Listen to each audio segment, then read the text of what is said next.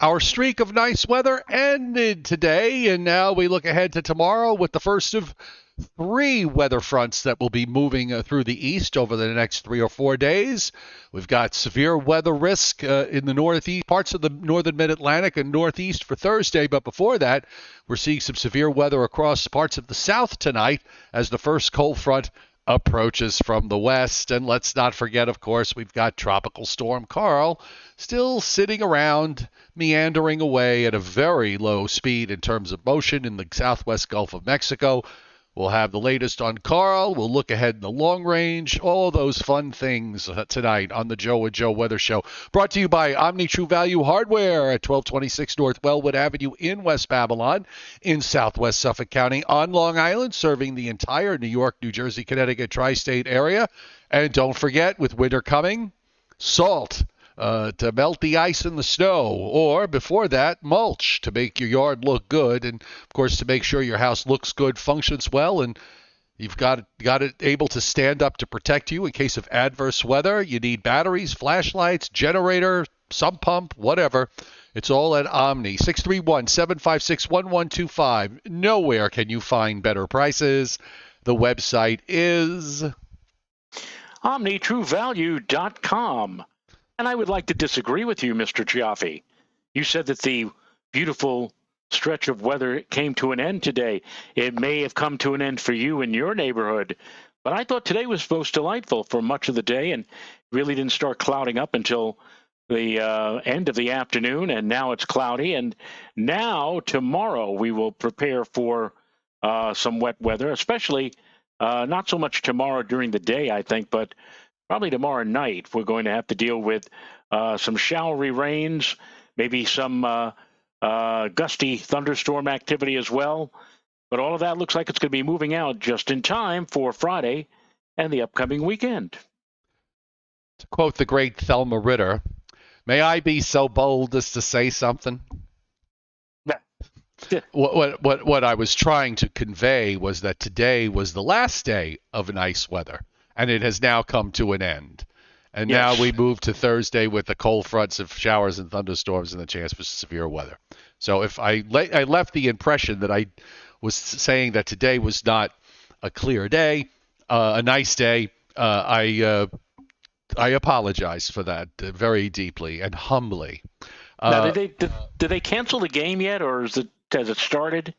The Phillies and the Atlanta Braves. I know that it's been held up by rain, but I have not stayed on top of that situation. So, well, there are most on the radar, which we'll show momentarily.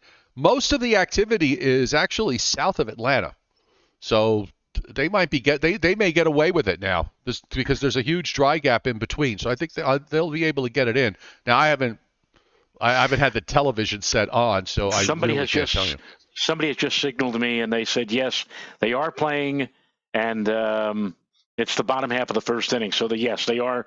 They're playing about 3 hours later than they should have because of all the rain, but they're playing finally and you see, all of you folks who are Atlanta Brave fans, you got your wish. You know, they were complaining, Joe, about the timing of the games. They were complaining about the fact that yesterday's game in Atlanta was starting at 1 o'clock. They complained about today that it had started at 4 o'clock. Well, it didn't start at 4 o'clock because of all the rain. So finally it is underway, and they're off to the races now in Atlanta, Georgia. And before we get started, let me say a big hello to everybody on the chat board tonight. Welcome to the Joe and Joe Weather Show on this Wednesday night, the traditional Columbus Day, the traditional Columbus Day of October the 12th, 2022. And for those of you watching the Joe and Joe Weather Show for the first time, welcome. Subscribe to the Joe and Joe Weather Show by hitting that little subscribe button so that you can get notified. Make sure your notifications are turned on so that every time the Joe and Joe Weather Show is on, you will be notified. And that is on Monday through Thursday, starting at 7:35, Sundays at 11 a.m. Eastern Time. Fridays and Saturdays are off days for us, unless there is a storm running around, in which case we might rearrange the schedule a bit. And, of course, we would very much make sure that we would let you know. Otherwise, that would be rude and inconvenient. Anthony Ord, Joe, is an early super chat hit tonight. Thank you, Anthony. Our resident hurricane statistician here on the Joe and Joe Weather Show. And also, it's a special day, a very special day, because Mother Rayo had her birthday. So we wish Mother Rayo a happy birthday. It's a milestone birthday. Born on this day in 1932. 90 years old. I kid her. Well, my sister, who's only a few years younger than I, we kid my mother. We keep telling her, she says, "So, Mom, how does it feel to have two kids in their 60s? How does it feel to have your son on Medicare? 90 years old today." Absolutely blows me away that she's even made. And I got to tell, I said this to my sister today. I said, would you have guessed 30 years ago that Mom would have made it to 90? Because my mom, Joe, smoked quite a bit. She was she smoked Pall Malls at the rate of something like 3 to sometimes even 4 packs per day. And I used to tell her, I said, "Mom, you're never going to make it to 60." And here she is now at 90. Of course, she did stop smoking a good number of years ago, thank goodness. And I'm still like shaking my head. I can't believe it. So, Mom, if Lisa has tuned in on us tonight, happy birthday. Oh, I just spoke with her a little while ago. So, very happy birthday, Mother Rayo. And yes. Yours is not too far behind, right? No, she's still kicking at 88. Wow. I could tell you a story, but I'll save it for maybe when we're done with the show. Okay. It's a tad personal, just a smidge personal. Okay. So let's go to the radar, since I have it up here. So we might as well take a look for the Met fans, and I will get my beautiful face and with my latest in fashionable plaid and flannel off the screen. You know, Joe, if you moved your picture to the right, off to the right of the screen or whatever, and if there was some way that we could get you or get me on like a chroma key, it would be almost like the old days with Tex Antoine of my dressing you up like Uncle Wethby, you know, with the mustache and the beard and the rain cap and whatever. I guess you really do need the rain cap today, where you are, or at least you did as of a little while ago. 31 days in a row, Joe, without a drop of rain. And actually, in my book, since I think I only had maybe 5 drops of rain today, it's a trace. And most of the town had a trace. So we are 32 days away. Now, if you look at the radar, I'm in that gap over there in between in northeast Georgia, right where North Carolina and Tennessee and Georgia, where the border meets. I'm about 17 miles south of that. And you can see the showers and thunderstorms and some heavy ones. They are all going south of Atlanta and now with the leading edge into South Carolina, the back edge into southeastern Alabama. But there's a nice cluster of when I say nice, I mean meteorologically nice, not personally nice. Showers and thunderstorms moving across Tennessee and northern Alabama. Those are moving east. And if they hold together, those would probably clip me overnight when I'm asleep. And then I'll hear what sounds like machine gun bullets bouncing off the steel roof here. Right. But a very busy radar there. It's kind of a weird radar tonight, Joe, because you got these arms. Look, there's an arm of showers that's up in upstate New York, and most of that's not even reaching the ground, and into southeastern Canada. Then there's a break. Then there's another arm that runs from easternmost Lake Superior down through Michigan and into that area that I just described in Tennessee. Then there's another break, and then there's a third arm of showers. This is a very very odd-looking radar, because usually it's all in one compact line, but you've got 3 distinct areas that are moving east tonight.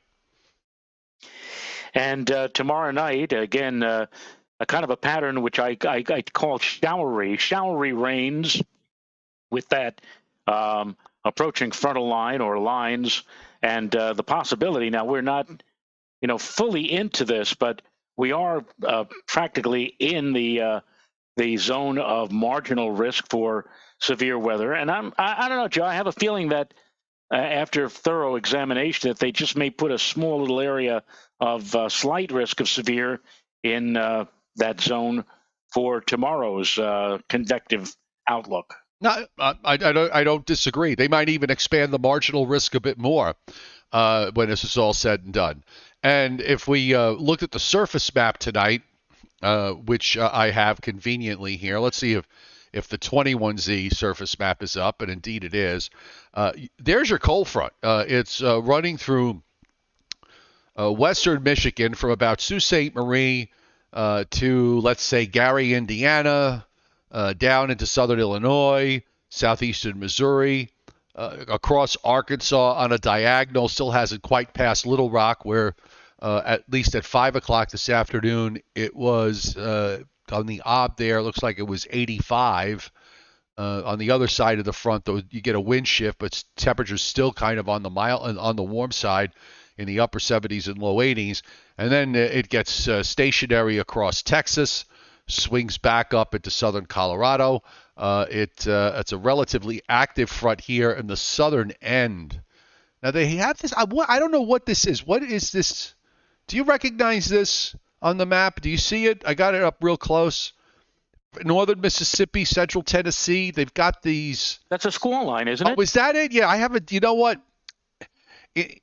Years ago, you'd see this stuff and it would be more common. It's got to be decades since I've seen a surface map with a squall line drawn on it. Hats off to WPC and whoever plotted this thing. Well, don't you remember that back in the day, they actually used to have numerical categories for each front? Like, for example, a cold front, a typical cold front might be indicated as like a 427, but when you had like a particularly strong front, they might call it like a 485 or whatever. They don't do that anymore. That's long gone. Yeah. And I'm just barely able to remember that. That's like, I'm talking like 40 some odd plus years ago. But yeah, I think that was the squall line symbol, which you occasionally saw. So, well, I mean, Joe, there's one good way of figuring this out. Look at the radar. Is there a squall line or a narrow band of thunderstorms there? Yeah, that's the area that I was just speaking of. That's headed for me. And if it holds together, so it might be some solid activity here come overnight. Again, while I'm in a deep sleep, so it has to sound like a machine gun is firing bullets onto my roof. But that's neither here nor there. And here it is on the meanwhile, we've got what's left of this high pressure. If you want to put a number to it, Joe, it's probably like $1.99 high. That is right along the immediate coast. There's another little H offshore, and you got these south-southwest isobars. Probably will get a little breezy at times tomorrow, especially near the coast, as this front approaches. And then on the satellite view, you see distinctly these arms that are rotating around this energy that's up in southern Canada. This is we've been emphasizing the fact that this upper low and trough that's coming down and how it's going to be playing itself out from now right through much of next week is very impressive. And ultimately, it's going to lead to the coldest air of the season so far. And I'm going to double down on what I said yesterday. And you also were on the same page with the idea that parts of upstate New York and lake effect land, northwestern PA, maybe northwestern New England, could wind up seeing their first snows of the season. No question about it. No, the atmosphere is going to turn unseasonably cold. I mean, we're talking about temperatures locally in parts of the tri-state area by Tuesday or Wednesday of next week. We're talking about high temperatures in the low 50s, the lower 50s, folks. And that's going to be pretty hard to take, considering the fact that the last few days around here, we've been flirting with or going above 70. But here comes fall, Joe, in one fall swoop, so to speak. Yep, there are your fronts as they move down and will again impacting the area. Each one as they go by will take a little stair-step decline in terms of temperatures. And then tonight also down in the southwestern Gulf of Mexico, not far from where it was yesterday, Tropical Storm Karl. Now I'm looking at this, and initially I thought it looks like it's drifting to the east, but then on closer inspection, because there is some shear going on, that perhaps what's happening is that there's clouds are being blown off to the east because the cluster of thunderstorms, which I think is the center, is pretty much in the same spot. So we'll see what the Hurricane Center is doing with this. Might be time for the 8 o'clock advisory, so we can take a look at that and see what they're doing. And no, they have not updated it yet. So the last position from the Hurricane Center, and here's the forecast. Its position, by the way, is where it says 4 p.m. Wednesday. The motion is going to be to the south. At least the forecast motion is going to be to the south, based on what NHC is doing. And it is at latitude, if you like to plot these things, 22.2 north, 94.3 deuces, 22.2, 94.4. And top winds are 60 miles an hour moving north at 2 miles an hour. I'm going to check to see if there's a reconnaissance aircraft there and see what they're finding. And let's go to aircraft recon. And of course, it's at 22 and 94 and a half. So it just seemed to have just flown in. And I'm looking here at the winds. The light green, the plane's just made its first pass from the northeast. So the center is actually, there's northwest winds here, Joe. It looks like the center, that's shear then, because there's north, the center looks like it's right on the edge of the brighter white cloud tops here on the satellite. And I see some wind barbs in the northeast quadrant, 40 to 45 knots. So we'll see what it finds when it comes around the other side. But there's definitely some shear going on with this. Doesn't matter because Karl is not going to have any impact on weather in the United States.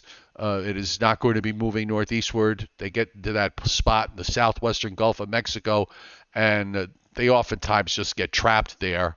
Sometimes, Joe, remember that sometimes they'll become hurricanes, but they don't move, so eventually they kill themselves with their own upwelling. Yeah, it's true. Self-destruct, well, not self-destruct sunshine, but self-destruct cool air intermingling with a warm core system.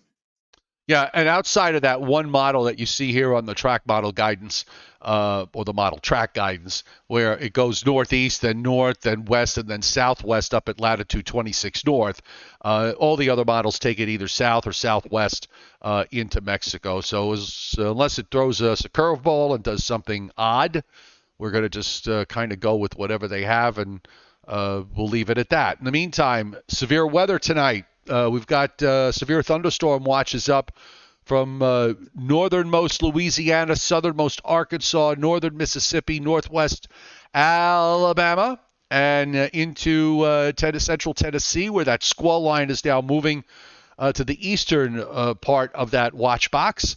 And you see where the marginal risk and how it extends up into Georgia and northern Georgia, up through the west side of the Appalachians into southern Ohio. That's for tonight. And for tomorrow, which they have updated now, Joe. We've got an updated tomorrow map. And here it is.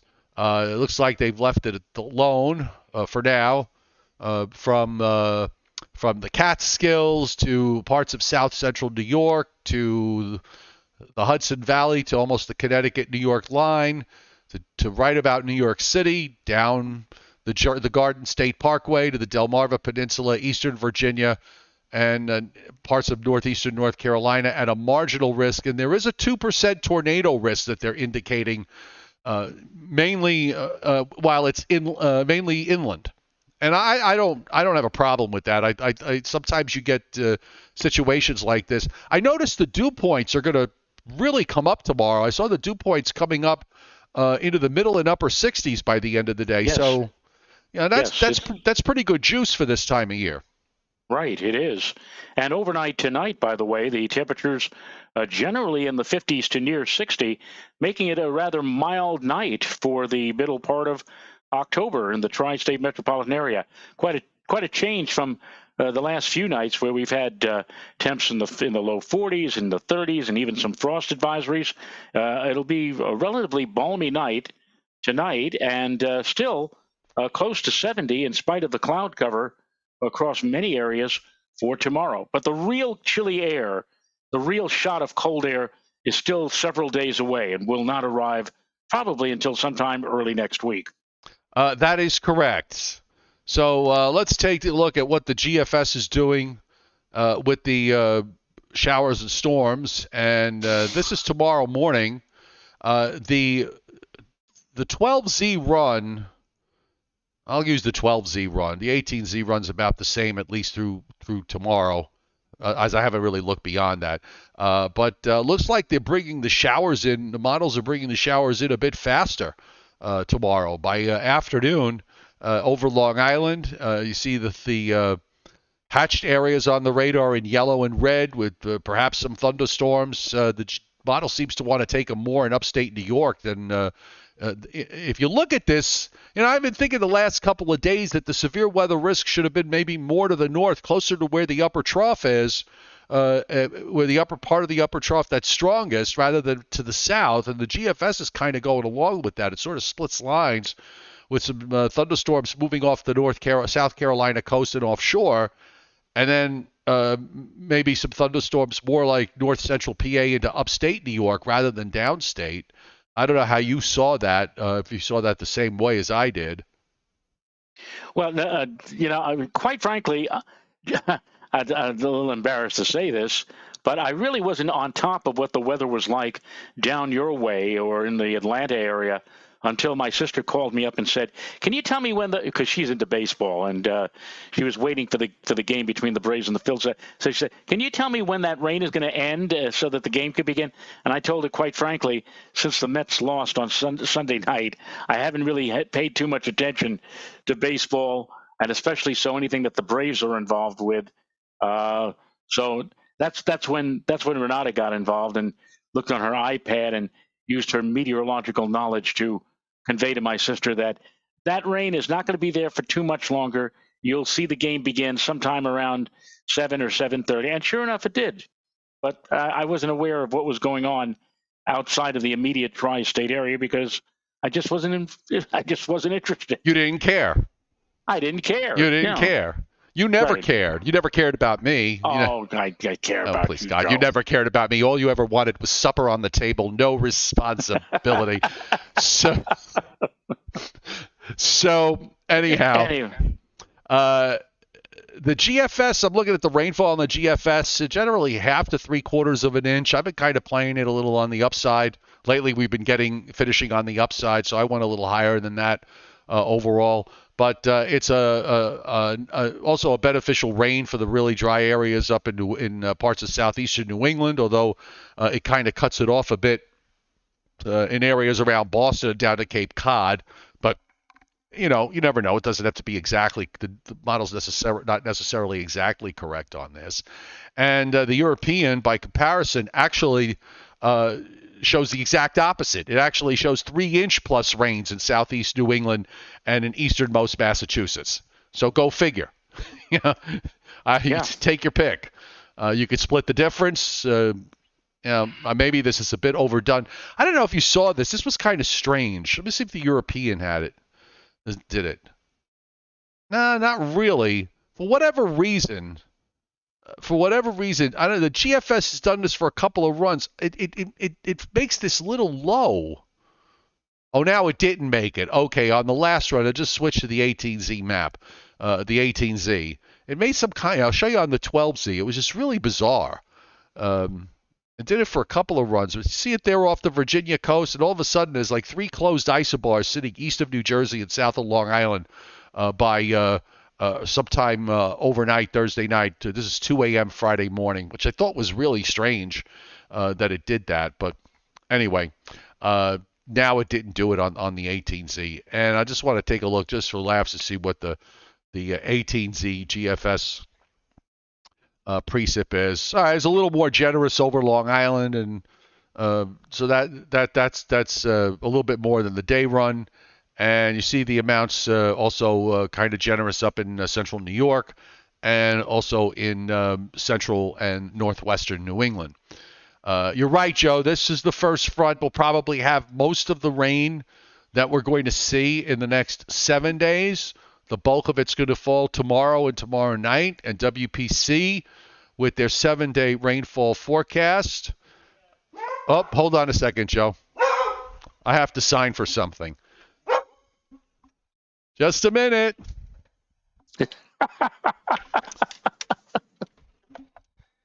Hi. Well, ladies and gentlemen, that was quick. Thank you. No, I'm here. Can you hear me? Why did you should have brought that person inside and made a guest appearance on Joe and Joe. No, it was UPS. Yeah. They were a little late. They were supposed to come by 5 o'clock, and I completely forgot. Okay. Anyway, back to the show. That's the one good thing about what we do. Life can sort of continue while we're doing our show, especially with headsets on. Here are the 7-day rainfall totals. Look at the rain being generated up in Maine. Big amounts there, up to 3 inches plus across much of Maine, parts of New Brunswick, and up the St. Lawrence Valley. Very impressive.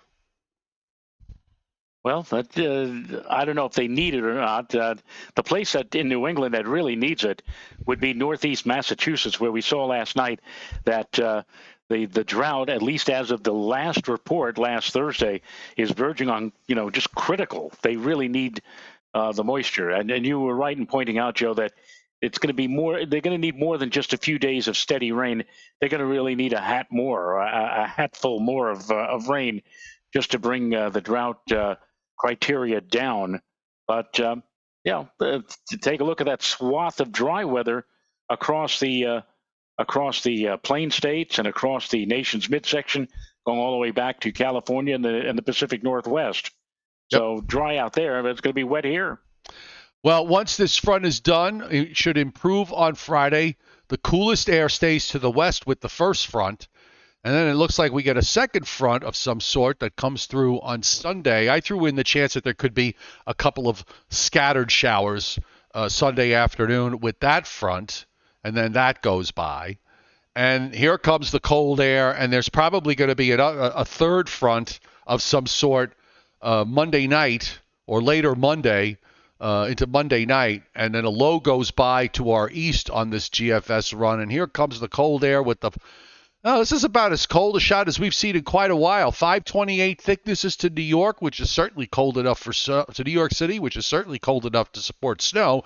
But it's up in the lake effect land that we're going to see some snow out of this, probably starting on Tuesday and lasting into Wednesday. And that cold high is going to spread chilly air all the way down to the southeast and even into northern Florida. Even Florida's going to see that front pass all the way through the state, which it's very impressive for this time of year. I said that yesterday. I was impressed by this. I still am.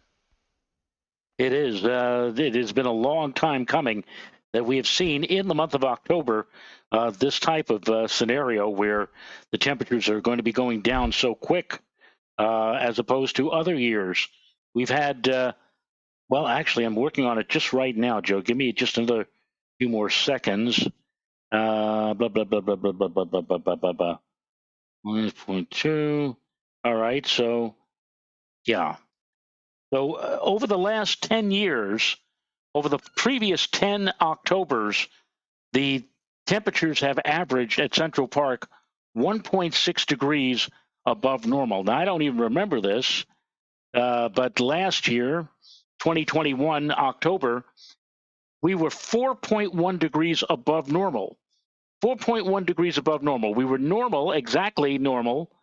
59.9 degrees is the normal high temperature, is the normal temperature, not the high temperature, but the average of the high and the low. All right. 59.9, 57.9. We were right on the button with that in 2020. 2 degrees above normal in 2019. We were 2 degrees below normal in 2018. So 2018 was the last below normal October that we've had, but then there were a whole slew of above normal. 2017, 6.2 degrees above normal. 0.9 degrees above normal, 2016, 0.1 degree above normal, 2015, 1.7 above normal, 2014. It's been like every October, virtually every October, it's 1 year after another year after another year of above normal temperatures. And the last time we truly had a temperature that was really well below normal, 2019, we had an October 2.9 degrees below normal. And 2008 was 2.8 degrees below normal. And you go all the way back to 1992, when the temperature in October, that was a really chilly October, 3.4 degrees below normal. But more often than not, over the last 30 years, it has been above normal in the month of October. So what we're looking at right now for next week, especially, this is going to be a very abnormal, a very anomalously chilly or cold month of October, at least again for Central Park and probably for the Northeast as a whole. Well, particularly with the start of the month where you had anomalies of 10 or more degrees below normal for the first 4 days. Right.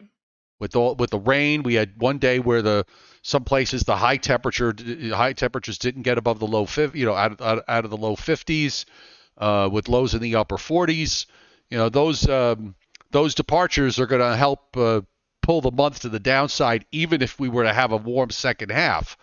Right. And we're certainly going to stay, if we look at this upper air pattern on the models, they're all pretty close, with this deep troughing in the east and that flow from Canada, and that trough strengthening early next week, and then maybe even getting juiced up again for a short period at the end of the week and into next weekend. We could conceivably be below normal here until maybe a week from Sunday. So that takes us to October 23rd. So even if we finish the month with a ridge along the East Coast, and while it does look like we're going to go into a little bit of a break here in that overall pattern for a little while, I bet you it doesn't last. It doesn't look especially warm.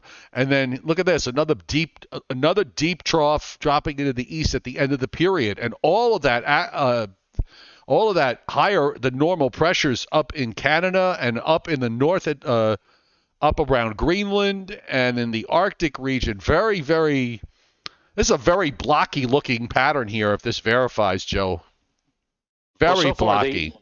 This is so far. Incidentally, I'm just looking on the Upton, New York site, and so far now we are averaging in October at Central Park 4.3 degrees below normal.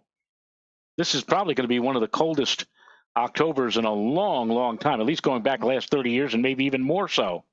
I have to look up what the coldest October on record is, but 4.3 below normal. That's pretty substantial. Oh, no question. I mean, here's another look. Here's a look. Well, not another look because I just put the maps back up. But here's that deep trough in the east for next week. And then another arm comes down at the end of the week, taking us into next weekend. And then after that, we kind of get, it looks like the trough wants to drop down into the west for a short stay, only to have a new deep cutoff develop in the Gulf of Alaska and drop southward, which pumps the ridge back up in the west, which drops a deep cutoff low in the east. Look, the chances of what you're seeing here in 16 days being correct are very extremely low, but I would just say that there better not be a tropical storm running around in the Caribbean or in the Bahamas with that kind of a setup, because that's October 27th. And it was a setup not that in terms of the upper air when we had Hurricane Sandy, not saying that there's going to be another hurricane here, but the upper air, the setup with Hurricane Sandy looked something like this. And, when you gets really, really blocky and you get a deep upper low to come down and just basically create a flow that took a system out of the Caribbean, moved it northeast, then north, and turned it northwest. I'm not saying that that's going to happen at all. I'm just illustrating that this is a very blocky look and you don't want a tropical storm running around with a blocky look like this. Now I just have the records in front of me, and I'm shaking my head in disbelief here. October, we have the warmest days and the coldest days. Now, the warmest October on record at Central Park, and we mentioned it. I just mentioned it just a few minutes ago. In 2017, 64.1 degrees. That is the warmest average temperature for October on record. That was 6.2 degrees above normal. The second warmest was also within the last 30 years. Actually, it was a tie in 2007 and in 1947, 63.6 degrees. And that ends up as 5.7 degrees above normal. Now, I just said that we're running at the moment. At the moment, we're running 4.8 degrees below normal. And I'm saying to myself, wow, that's pretty cool. That's about as cold as we have seen. I mean, like 1992, it was 3.4 degrees below normal, and we haven't seen anything even remotely close to that. So I'm saying to myself, 4.8 degrees below normal so far this month of October. That could challenge for a record, right? Yeah. Believe it or not, I want to tell you, the number one, the coldest month of October. You want to take a guess, Joe, what the average temperature was in the coldest October on record? Well, what's the average for the month? 57.9. For the month. Right. That's the average.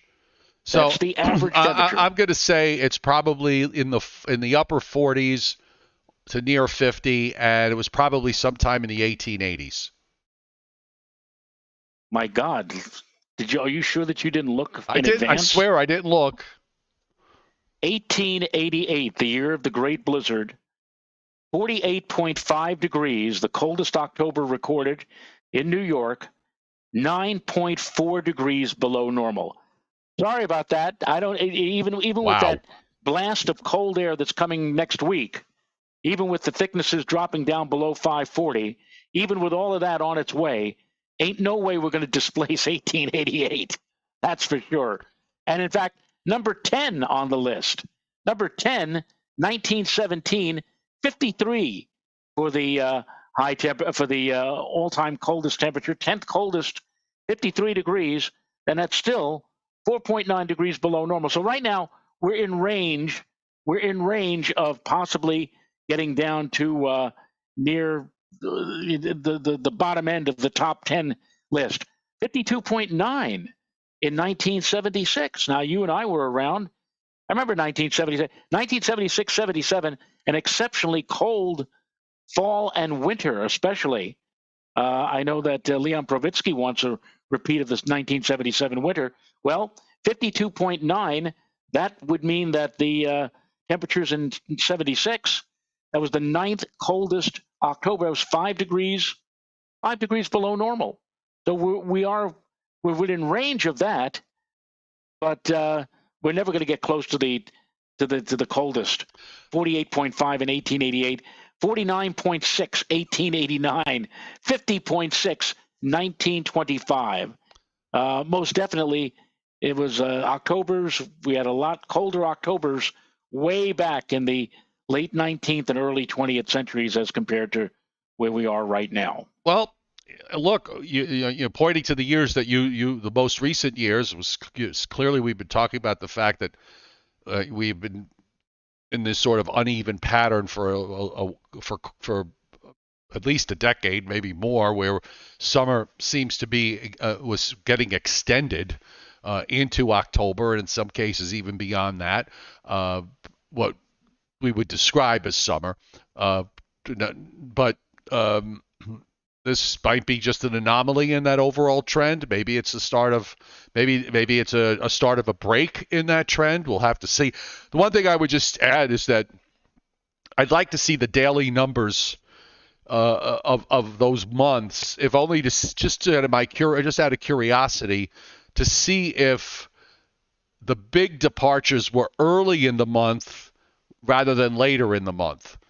or maybe they were scattered throughout the whole month. I don't know. I would like to see that, just to see if it was, if it was something like what we had at the beginning of October with those 5 days and those big daily departures with the northeast wind and everything else, or was it early cold air masses that were dropping down and came in the latter part of the month, creating big departures. I'd be more impressed if that were the case than if it was, something that a repeat performance of what we just happened.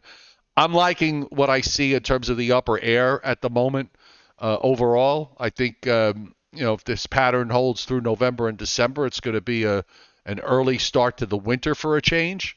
Maybe we'll have a December snowstorm of some sort. I don't know. I'm not predicting that, but I'm just saying if you want a December snowstorm, it does help to have a blocky pattern with a cold air connection.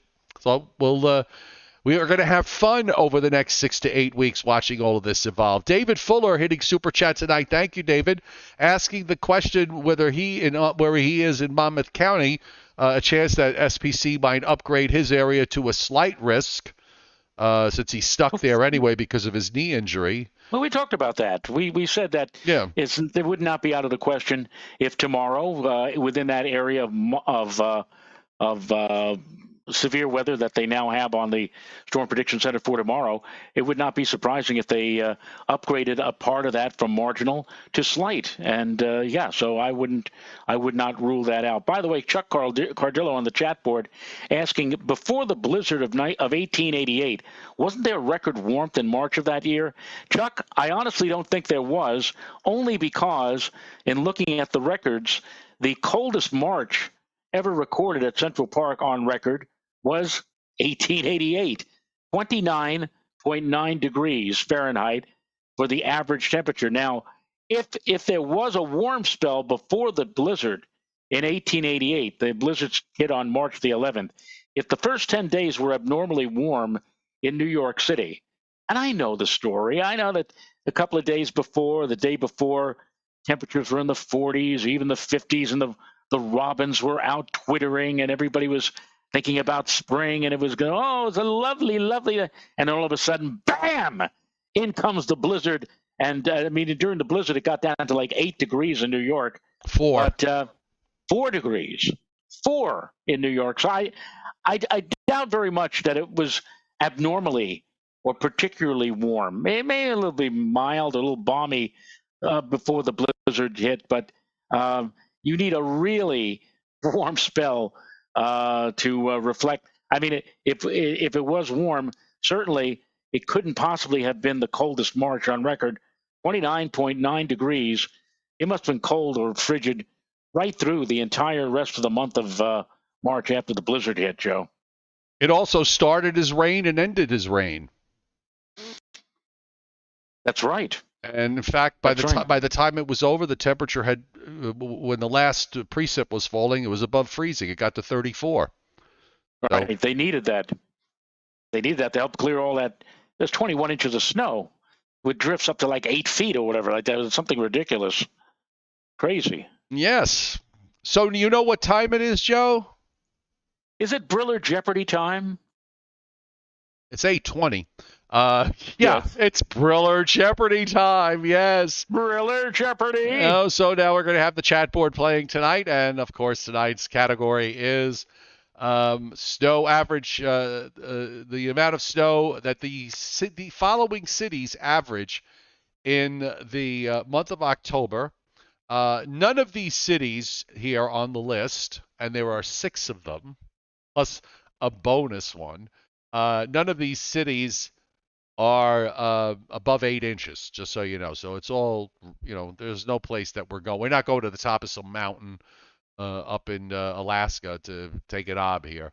So the first city is Denver, Colorado. What is the average October snowfall for Denver, Colorado? And let's see what the folks on the chat board, they're going to start putting up their guesses. Joe, do you have a guess?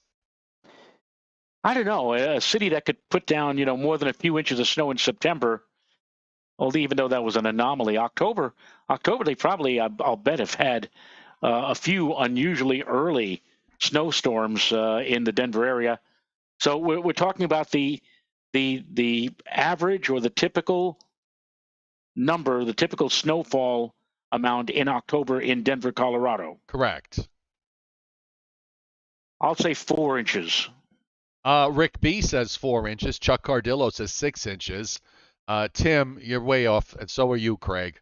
19 and 21 are too high. None of the, as we said, nothing above 8 inches here. David Carter said 2.4 is what he says. Adam Lowe says 2.8.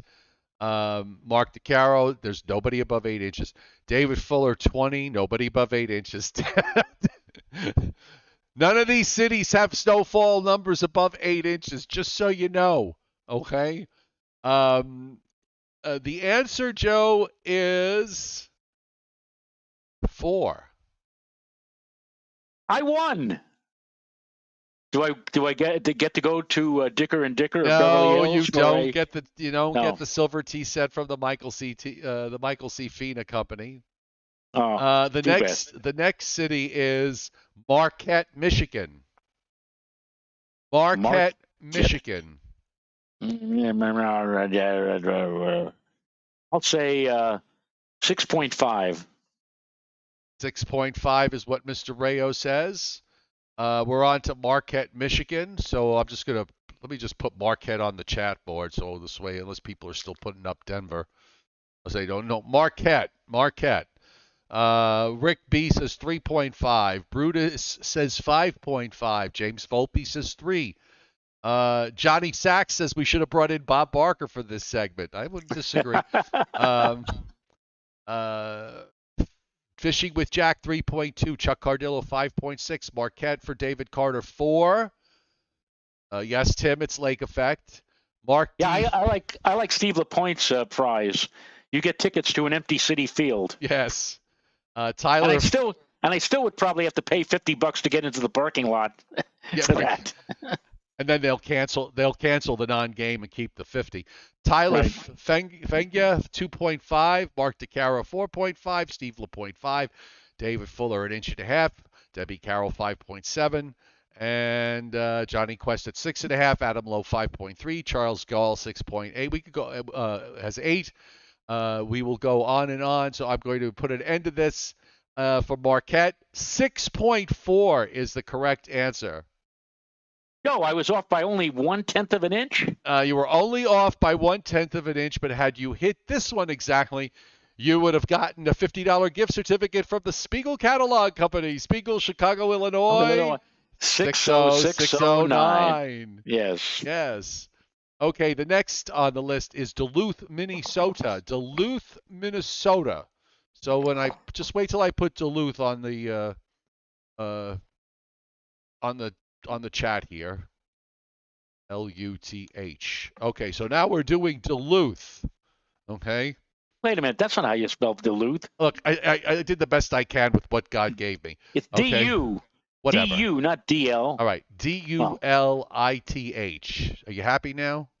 Okay. Oh, that's Duluth. No, Duluth.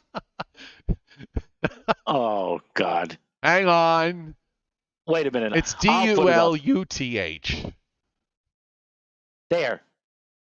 The That's I and the U key are next to each other. Okay, so I'm getting a little confused here. Okay, so right. 8 inches from Charles Gall. Everybody's getting. I'm glad you're getting a good chuckle out of this because it is funny. Civilian Warrior says yes with an exclamation point. Brutus says 6.3. Oh, hold on, getting the pornography bot. Hold on, folks. I gotta hide this guy.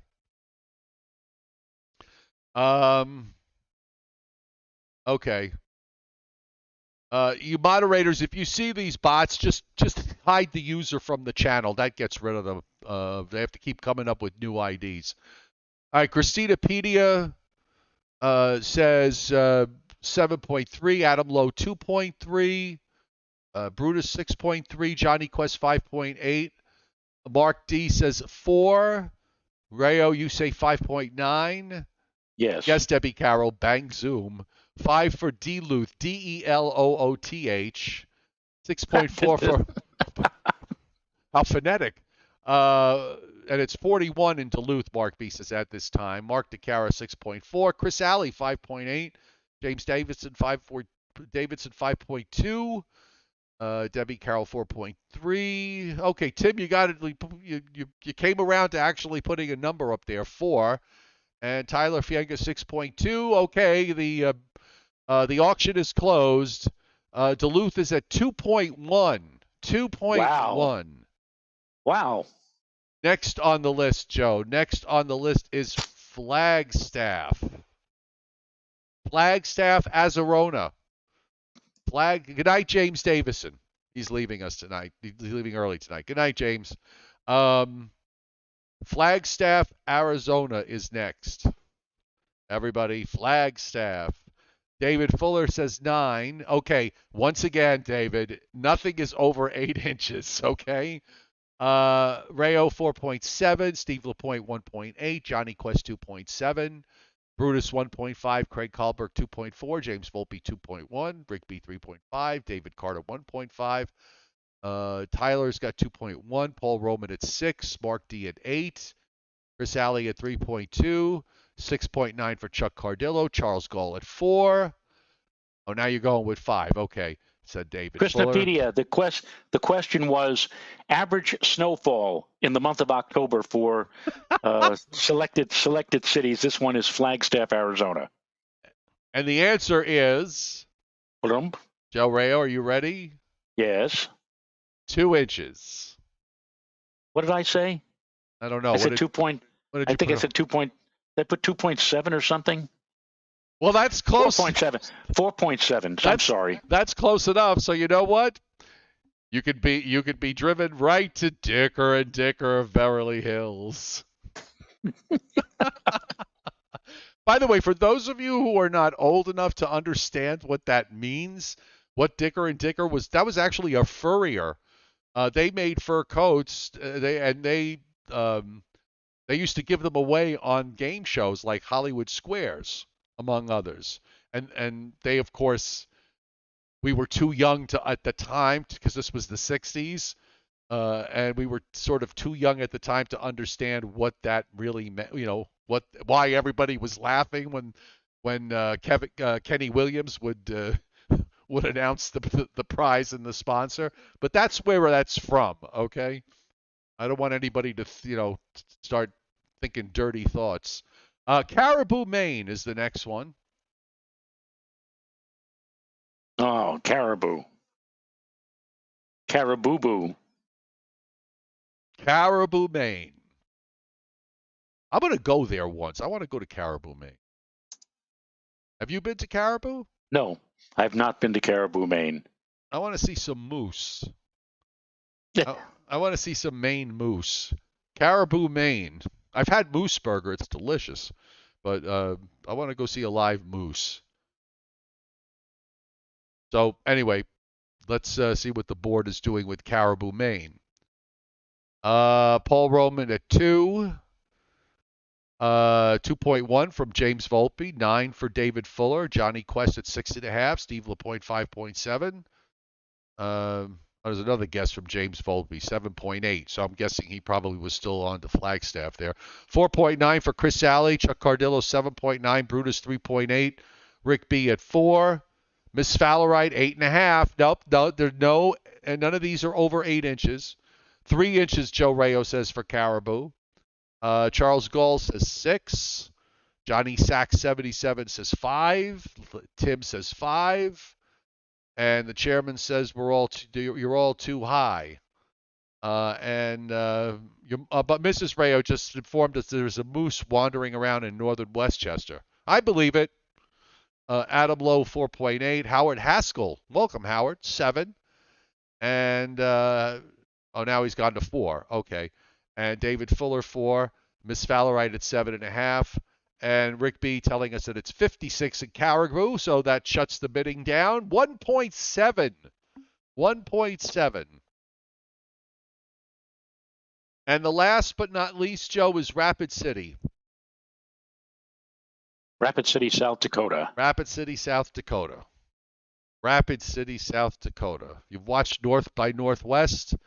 Rapid City, South Dakota is a part of the plot. Rapid City. Tim says 0. Chuck Cardillo 8, 5.5 Mark DeCara, 5.6 for Craig Carlberg, 1.5 for Scotty Scott. Welcome, Scotty Scott. David Carter 1.7. Joe Rayos says 3.5. Brutus says 2.8. Paul Roman says 3.5. And I'm going to close the bidding now, and the answer is 1.9. And Joe, this will surprise you, so I'm going to leave. This is a Joe Rayo question, but everybody can participate. The bonus question, Joe, is how much snow does Rochester in New York average in the month of October?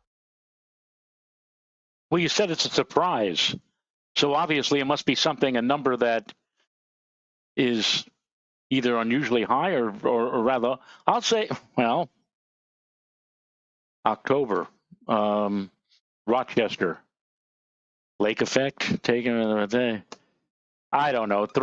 I'll still say around 3 inches, give or take an inch. Nope. Actually, Christipedia is extremely close with the 0.2. It's 0.1. 0.1.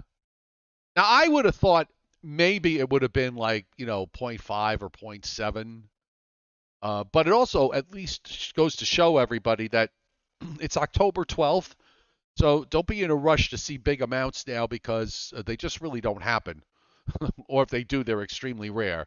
So what we're seeing here is actually pretty typical for a cold pattern, albeit that the departures from normal are going to be rather large in some places by the time we get to next week. And on that note, yes. I think it's time we say goodnight. Incidentally, with Dick, all these game shows that you've mentioned and all the prizes. If you remember when Monty Hall was hosting Let's Make a Deal, and occasionally a contestant would get what was called a zonk. Right. They might get a spaghetti tree, or they might get a double-decker car with the bumpers welded together or whatever. In an interview I was watching a while back, Monty Hall said that some of those zonks cost an amazingly high. It's like maybe $2,000 and $3,000 to make up a spaghetti tree or a double-decker car or something like that. And after the show was over, what usually happened is that a person who won a zonk prize was offered, let's say, a dishwasher or a color TV. And the reason they made that offer is that by law, by rights, the contestant has ownership of those zonks, and they were valuable. Since it cost them so much to make, they didn't want to give up something that might have been worth $2,000 or $3,000. So Monty Hall said, we were crossed our fingers and said, would you take the color TV? Would you take the entertainment unit in place of the zonk or whatever? And he said, actually, there were a few people over the many years that Let's Make a Deal was on that actually said, yeah, I'd like to have that double-decker car or that spaghetti tree or even the elephant or whatever. Well, they rightfully owned it. I think one time they had like a llama or a bull or something, a real live animal there. Right. Yeah, those things weren't cheap, and plus they had to be brought there and cared for. And by law, again, according to Monty Hall, when a contestant won a zonk, it was theirs. And after the show, like I said, I guess 99% of the cases they said, yeah, I'll take the dishwasher, I'll take the washing machine, I'll take the color TV. But again, every once in a great while, somebody would say, yeah, I always wanted a llama. I'll take that. Well, we have people up here that have llama farms. I remember reading an article once that a lot of times people that win actual physical prizes on these game shows have to sell them because they only have like a really short period of time to agree to accept the prize. Otherwise, they forfeit it. But if they accept the prize, they get a 1099. So they got to pay tax on that. Right. And so if you're winning, and you have to pay the tax in California, you have to pay the tax within I think was it 7 days or 30 days. It was a really short period of time. So if you won $50,000 worth of stuff, I mean, you had to come up with 10 grand to pay the tax. Then of course you'd have to file a return to get some of that money back if you were due. But you had to pay the percentage tax up front or forfeit the prize. So you were much better off winning cash, because then you could they would just take it out of the cash. Remember when Oprah some years ago, everybody in the studio audience won a car, and found out right after the show, hey, you're gonna have to pay a tax on the car. The car might have been like, as you just said, like $25,000 or $30,000. You go to see a nice show, and all of a sudden you end up having to pay out, $3,000 for a car. And Chuck Cardillo is right. You got to be careful around llamas. They spit. So do alpacas, by the way. Yeah. And I was at an alpaca farm I went to here right near my house. Really weird looking animals, but weird in a beautiful way. And yeah, no, you don't want to be spat on by Das Llama at all. They actually did, and that actually Lincoln Mercury back in the late '60s had a situation where they said you can have the car of your choice. If you win the car of your choice, you can have that, or you can have the animal that it's named after. So, like, you could have won a barracuda, you could have won a cougar if you actually wanted a barracuda or a cougar, a real cougar. You could have gotten one from Lincoln Mercury as opposed to an actual car. I mean, it's a crazy deal, but that was what they offered back in the late '60s. Yep. And we'll end it on the fact that I'm probably the only person on earth who knows that these people, dressed as they are, come from all over the United States to be here in the marketplace of America. Boom. Let's make a deal. Now here's America's Top Trader TV's big dealer, Monty Hall. Da da da da. Da da da da da da. Great show. It's still on. You could still catch the old reruns on Game Show Network or Buzzer if it's on your cable system. And they're great. Those are great shows. I still enjoy them. Nothing against the Let's Make a Deal version that's on now on CBS at 10:30 in the morning. But I'm still enjoy the old shows with Monty Hall, because they were very, very entertaining, especially with Jay Stewart and, need I say, Carol Merrill. Oh, God bless Carol Merrill. I think she's still with us. Yes, I think she is. She's still with us. She's still lurking about. I think Peter Marshall is still with us. You know what his real name is, right? All I know is that I went to high school with his cousin. But Peter Marshall is a stage name. Oh, I don't know what his real name was. His real name, and actually, I don't know if it was his son or a relative of his, played for the Chicago Cubs, and the player for the Cubs used the real name. Oh, I remember you telling me this. Peter Lecoq. Yeah, yes. A wise decision on his part. I mean, today, it's not no big deal or anything. But back in the '60s, they must have said, "All right, Peter, you're the host of the show. You're not using that last name. Think of something else." Oh God. Good night, Joe. Good night, Joe. Good night, everybody. We'll see you tomorrow night at 7:35 Eastern Time, right here on the Joe and Joe Weather Show.